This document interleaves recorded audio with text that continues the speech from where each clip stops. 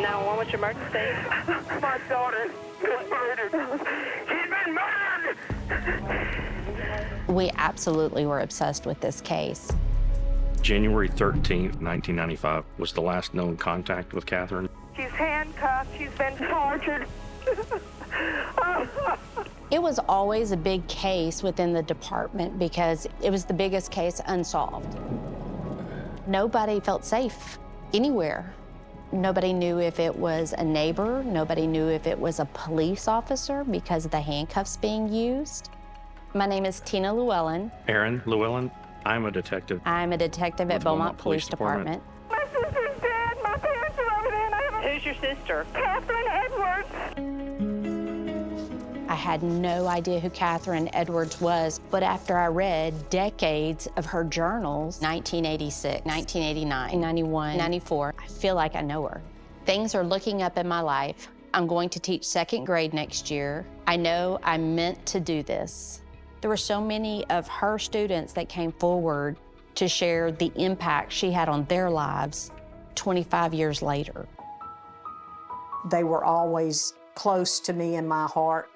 I'm Diana Coe, and I was friends with Catherine and her twin sister, Allison, since middle school. They were so sweet and so funny. They had a cute laugh, and everybody just loved them.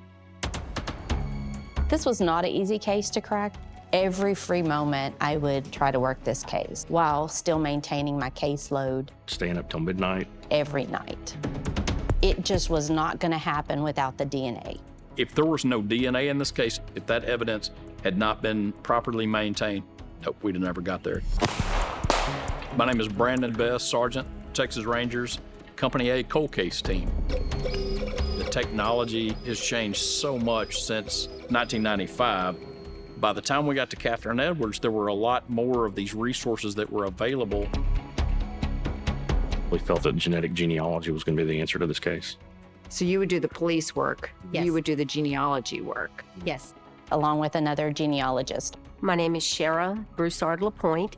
Tina had started a tree, and we really think alike and work together to build this tree with 7,409 people in it. Oh my gosh. I would call her no less than 5 times a day. We were on the phone constantly. Tell her what I found. Just back and forth. I blew her phone up. Trying to get to the bottom.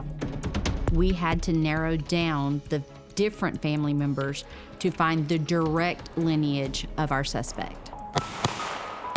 Is this someone that knew her? Is this someone that was a stranger? She had some, ex-boyfriends. There was always the worry that it was a police officer. Some criminal is not going to have a pair of Smith & Wesson handcuffs.